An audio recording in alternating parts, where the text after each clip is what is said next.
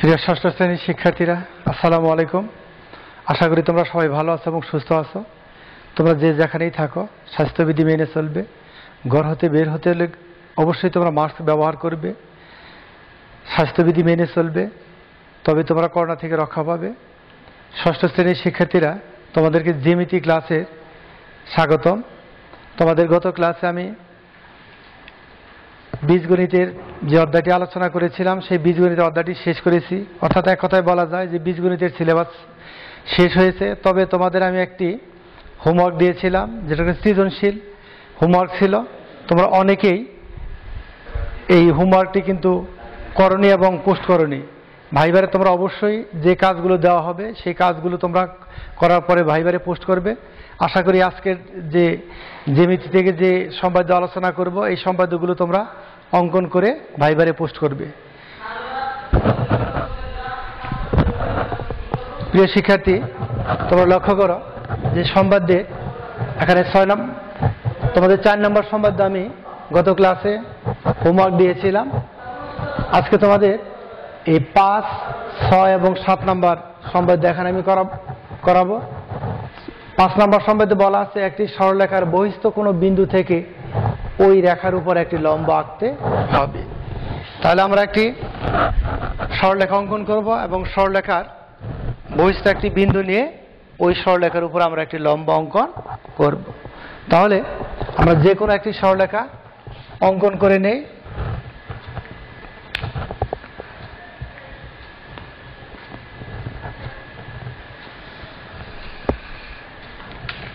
মনে করি এবি একটি সরল রেখা এবং পি এবি সরলরেখার বহিস্থ একটি বিন্দু। পি বিন্দু থেকে এবি সরলরেখার উপর একটি লম্ব অঙ্কন করতে হবে।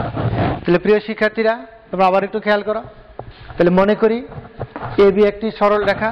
তোমরা জানো সরলরেখার নির্দিষ্ট কোনো প্রান্ত বিন্দু নেই এবং যে কোনো দিকে বর্ধিত করা যায়। এই জন্যে আমরা এখানে উভয় দিকে অ্যারো চিহ্ন দিয়ে বোঝালাম যে এটি একটি সরলরেখা এবং উভয় দিকে বর্ধিত করা যায়।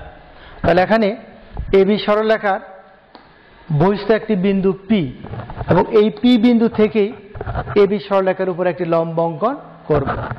তাহলে আমি আবারও বলছি, দেখো, মনে করি এবি একটি সরলরেখা এবং পি এবি সরলরেখার বহিস্থ একটি বিন্দু।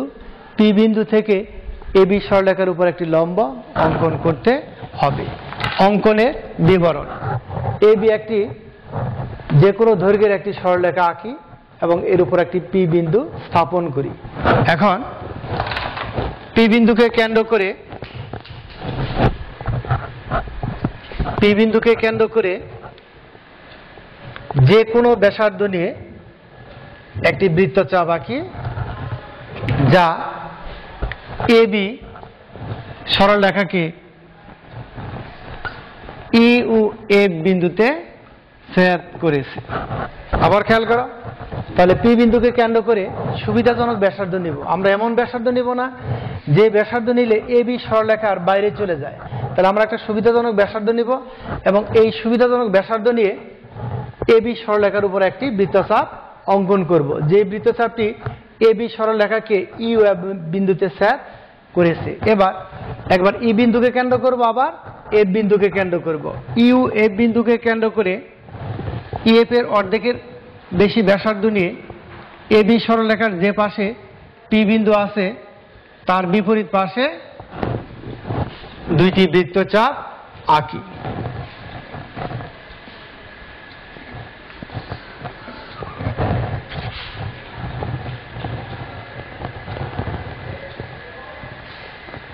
তোমরা খেয়াল করো যে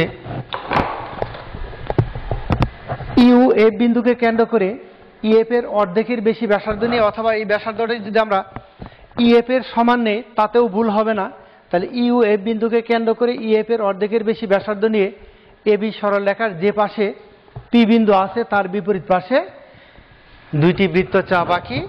এই বৃত্তচাপ দ্বয় পরস্পর কিউ বিন্দুতে ছেদ করেছে।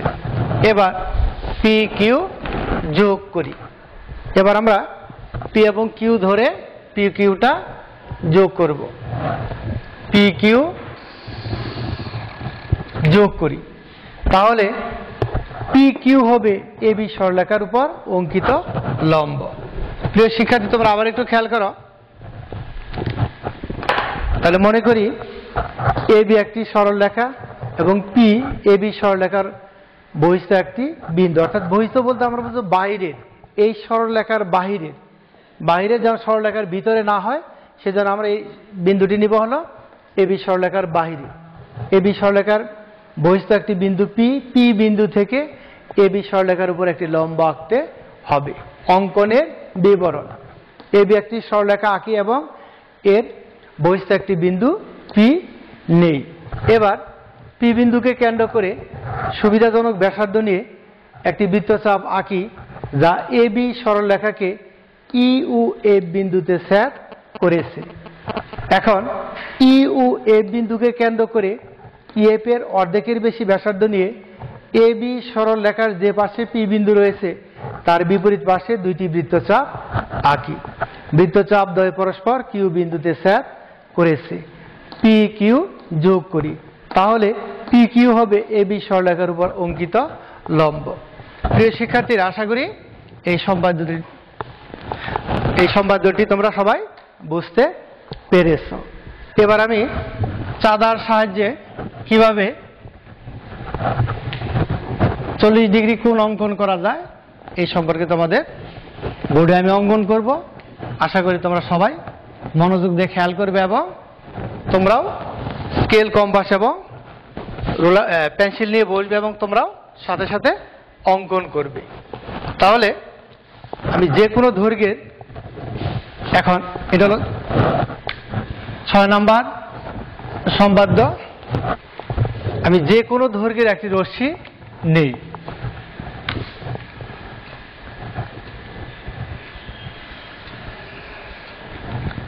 এই রশ্মিটির নাম দেই বি সি। যেহেতু রশ্মি, তোমরা জানো রশ্মির একটি প্রান্ত বিন্দু রয়েছে এবং একদিকে বর্ধিত করা যায়, সেজন্য বিসি একটি রশ্মি নেই। এবার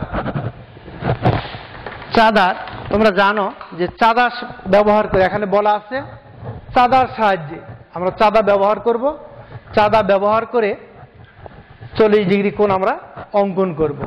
এবার এই চাঁদার কেন্দ্রবিন্দু, এটা দেখো, এটা একটা চাঁদা। এই চাঁদার কেন্দ্রবিন্দু এই রশ্মির বিসি রশ্মির বরাবর বসাবো। কেন্দ্রবিন্দুটা বিসি রশ্মি বরাবর রাখাবো। তোমরা একটু খেয়াল করবা, দেখবা চাঁদার, তোমাদের যে চাঁদা রয়েছে সেই চাঁদার এদিকে একটা সরু দাগ রয়েছে, এই দাগটি যেন এই বিসি রশ্মি বরাবর বসে। এভাবে আমরা এই চাঁদার কেন্দ্রবিন্দু বি বিন্দুতে রেখে এর দাগটা আমরা ই বরাবর বসাবো, বিসি রশ্মি বরাবর বসাবো এবং ডান দিক থেকে আমরা খেয়াল করব যে 40 ডিগ্রি কোথায় হয়। 40 ডিগ্রি বরাবর একটি বিন্দু বসাবো এবং এই বিন্দুটির নাম দেব আমরা এ। বিন্দুটির নাম দেব এ এবং এরপরে আমরা এসি যোগ করব। এসি যোগ করে বর্ধিত করি।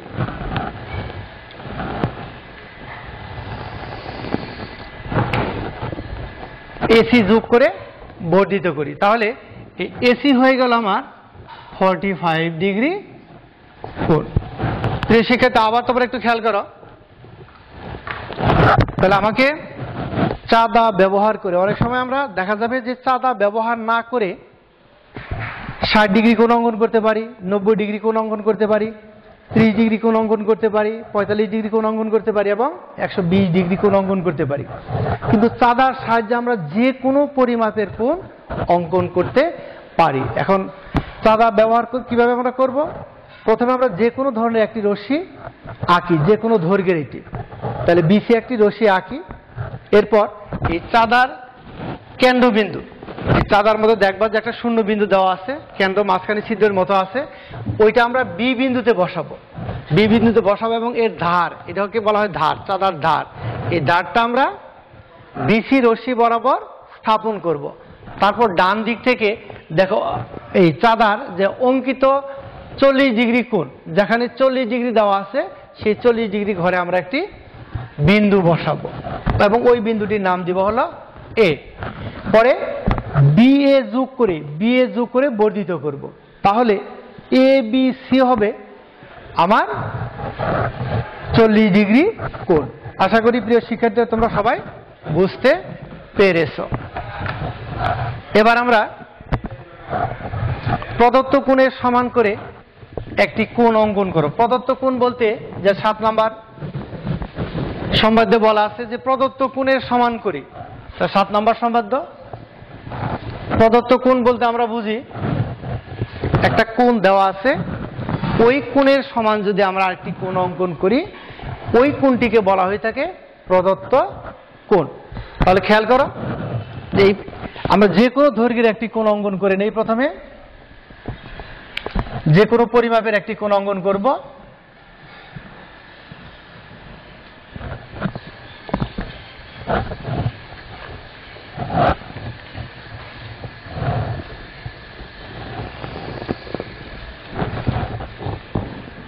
এ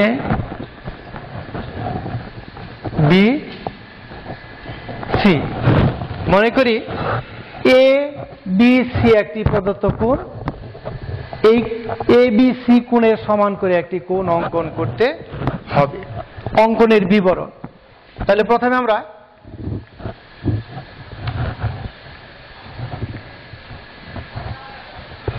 কিউ আর যে কোনো দৈর্ঘ্যের একটি রশ্মি আঁকি, এটাকে আমরা নাম দেব কিউ আর, যে কোনো দৈর্ঘ্যের একটি রশ্মি আঁকি। এবার বি বিন্দুকে কেন্দ্র করে সুবিধাজনক ব্যাসার্ধ নিয়ে একটি বৃত্তচাপ আঁকি।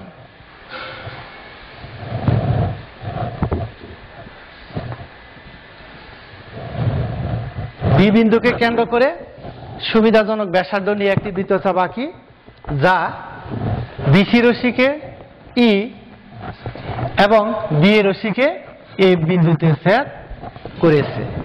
একইভাবে কিউ বিন্দুকে কেন্দ্র করে একই ব্যাসার্ধ নিয়ে একটি বৃত্তচাপ আঁকি, যা কিউ আর রশ্মিকে এম বিন্দুতে ছেদ করেছে। এম বিন্দুতে ছেদ করেছে। এবার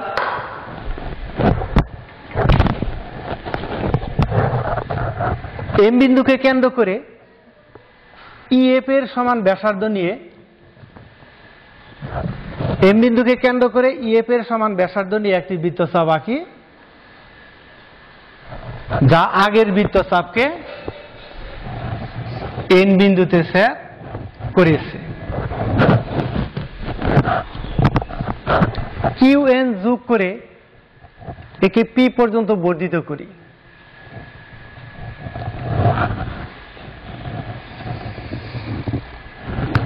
কিউ এন যোগ করে একে পি পর্যন্ত বর্ধিত করি, তাহলে পি কিউ আর হবে প্রদত্ত এ বি সি কোণের সমান একটি কোণ। প্রিয় শিক্ষার্থী, তোমরা আবার একটু খেয়াল করো, তাহলে বলা আছে প্রদত্ত কোণের সমান একটি কোণ আঁকতে হবে। তাহলে মনে করি এ বি সি একটি প্রদত্ত কোণ বা নির্দিষ্ট কোণ, এই এ বি সি কোণের সমান একটি কোণ আঁকতে হবে। অঙ্কনের বিবরণ, কিউ আর যে কোনো দৈর্ঘ্যের একটি রশ্মি আঁকি। পরেকার ধাপ হলো বি বিন্দুকে কেন্দ্র করে সুবিধাজনক ব্যাসার্ধ নিয়ে একটি বৃত্তচাপ আঁকি, যা কোণের অভ্যন্তরে থাকে, কোণের বাইরে কিন্তু অঙ্কন করা যাবে না। তাহলে বি বিন্দুকে কেন্দ্র করে এ বি সি কোণের অভ্যন্তরে যে কোনো দৈর্ঘ্যের একটি বৃত্তচাপ আঁকি। এই বৃত্তচাপটি বিসি রশ্মিকে ই এবং বি এ রশ্মিকে এ বিন্দুতে ছেদ করেছে। এবার কিউ বিন্দুকে কেন্দ্র করে একই ব্যাসার্ধ নিয়ে একটি বৃত্তচাপ আঁকি, যা কিউ আর রশ্মিকে এম বিন্দুতে ছেদ করেছে। এবার এম বিন্দুকে কেন্দ্র করে ই এফ এর সমান ব্যাসার্ধ নিয়ে একটি বৃত্তচাপ আঁকি, যা আগের বৃত্তচাপকে এন বিন্দুতে ছেদ করেছে। এম এন যোগ করে একে পি পর্যন্ত বর্ধিত করি, তাহলে পি কিউ আর হবে প্রদত্ত এ বি সি এর সমান একটি কোণ। প্রিয় শিক্ষার্থীরা, আশা করি আজকে আমি যে তিনটি সম্পাদ্য বোর্ডে অঙ্কন করেছি তোমরা সবাই বুঝতে পেরেছ। তোমরা এই সম্পাদ্য তিনটি বারবার খাতায় অঙ্কন করবে, যাতে খুব সূক্ষ্মভাবে অঙ্কন করতে পারো এবং নিখুঁতভাবে অঙ্কন করতে পারো। তুমি যত সুন্দর করে বর্ণনা লিখো না কেন, যদি তোমার অঙ্কন ভালো না হয় তুমি সম্পাদ্যে নাম্বার পাবে না। আশা করি এই বিষয়টি মাথায় রেখে এই সম্পাদ্য তিনটি তোমরা বারবার আবারও খাতায় অঙ্কন করবে এবং ভাইবারে পোস্ট করবে। তোমাদের বাড়ির কাজ,